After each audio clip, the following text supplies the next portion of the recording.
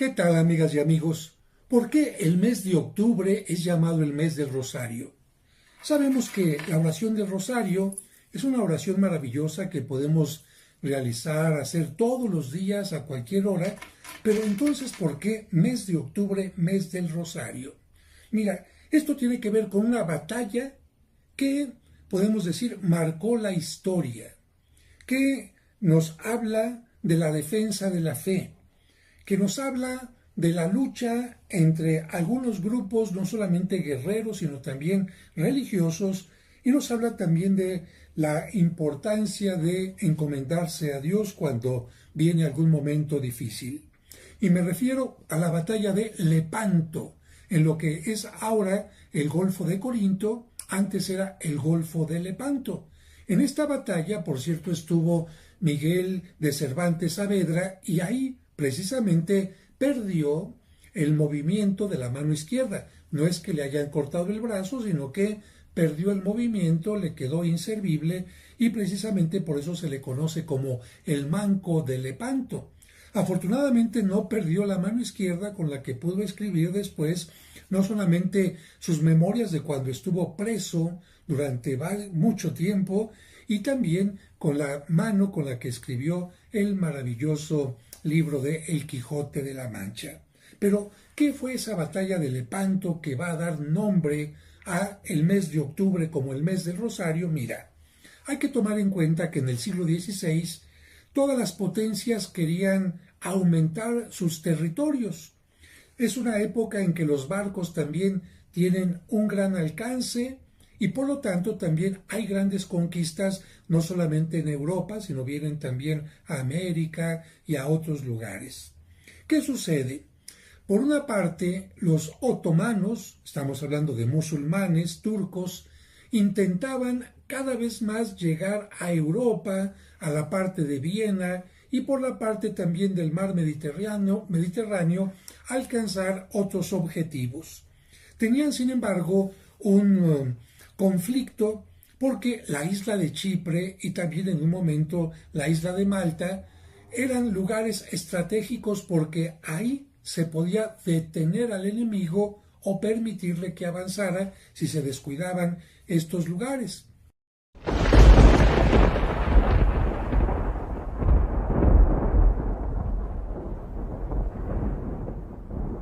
Bueno, precisamente en 1570 el grupo otomano atacó la isla de Chipre, que era posesión de Venecia.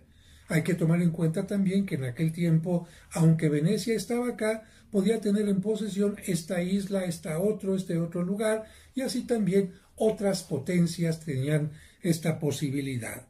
Pero el tomar Chipre o el atacar Chipre por parte de los musulmanes era una forma de acercarse más peligrosamente a Europa, y esto hizo que hubiera una liga, una unión entre varios ejércitos a la que se le llamó la Liga Santa.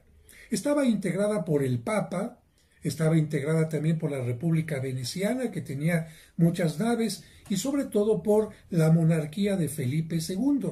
Esto es, estamos hablando de España, que en aquel momento era muy fuerte, que en aquel momento también tenía muchísima relación con lo que conocemos ahora como Viena. La Armada Española estuvo bajo el mando de Juan de Austria, medio hermano de Felipe II, que antes de la batalla dijo así a los soldados: «Hijos míos, a morir hemos venido o a vencer si el cielo lo dispone. No deis ocasión para que el enemigo os pregunte con arrogancia impía: ¿dónde está vuestro Dios? Pelead en su santo nombre, porque, muertos o victoriosos, habréis de alcanzar la inmortalidad». Esto indica, por lo tanto, que esta Liga Santa estaba dispuesta a enfrentar a una flota grandísima del ejército turco otomano.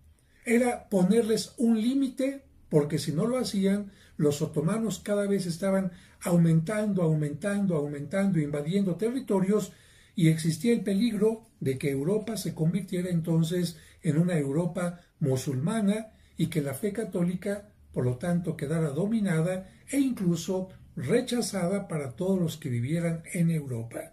Por lo tanto, no era una batalla únicamente militar o de posesión de terreno, sino también una cuestión de defensa de la fe.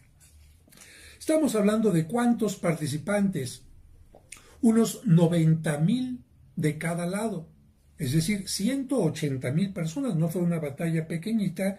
De la otra parte estaba Ali Bajá, que era el almirante más valioso, más importante, con la herencia de todos sus antecesores en lo que se refería a las luchas, especialmente navales. Y estamos hablando de que el día 7 de octubre, por la mañana, se enfrentarían los dos grupos.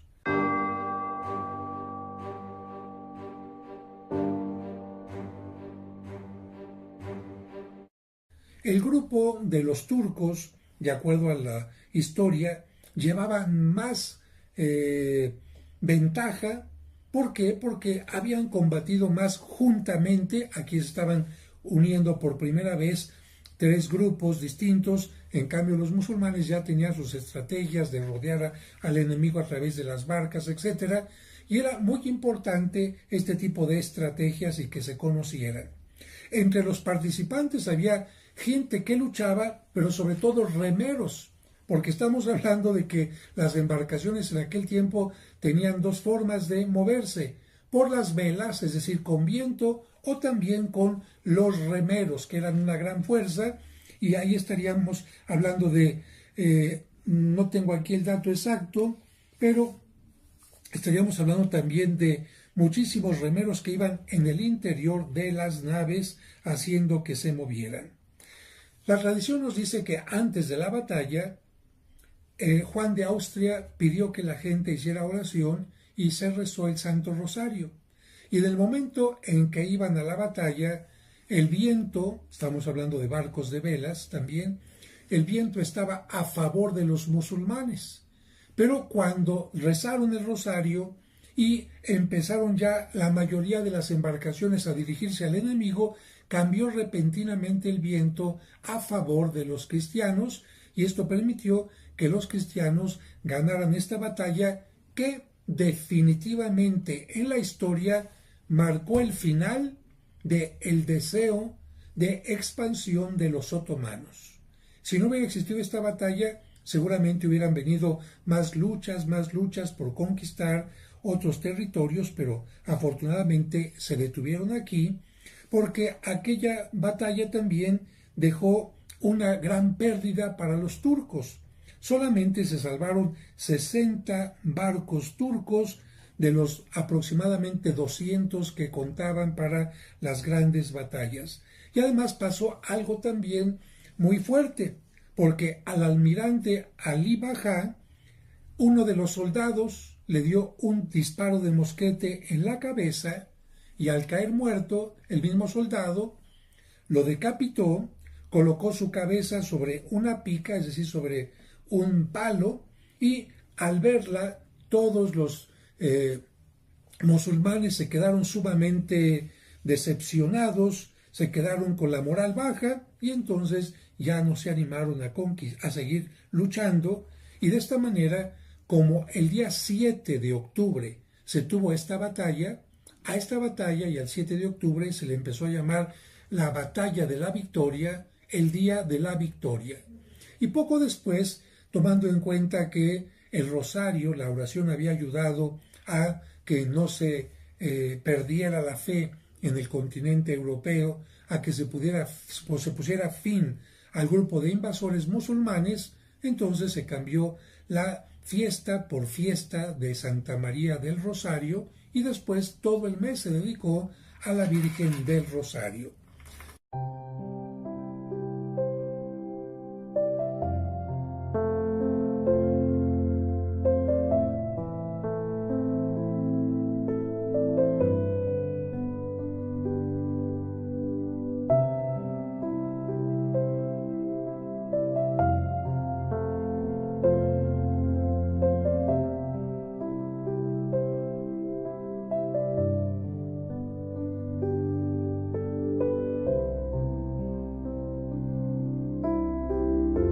Yo creo que esta batalla nos enseña, en primer lugar, que no es bueno querer expandirse de ningún lado ni de otro, quitando a los otros su territorio.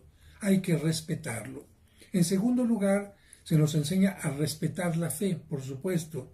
La fe propia, exigir respeto y también respetar la fe de los demás. Y se nos enseña también que en los momentos de conflicto la oración nos puede ayudar siempre a salir adelante. Y yo creo que la historia también afortunadamente ha cambiado. Yo espero que no vuelvan a existir luchas como estas, porque estamos hablando también de una gran cantidad de pérdida de vidas humanas que lamentablemente no se pueden recuperar. Esperemos que las guerras, este tipo de batallas desaparezcan para siempre y sea más bien el diálogo, el respeto y la tolerancia lo que nos lleve siempre a salir adelante. Reza el rosario en el mes de octubre y todos los días que puedas, a cualquier hora, y para que tengas más información sobre la batalla de Lepanto, al terminar este video te aparecerá en la pantallita mi imagen por si te quieres suscribir, pero te aparecerá otra imagen de un video seleccionado que es precisamente uno que nos habla de la batalla de Lepanto y de lo que se ha encontrado en el océano para, vamos a decir, documentar también esta batalla. Tú le picas ahí y simplemente entras inmediatamente al siguiente video. Que Dios los bendiga.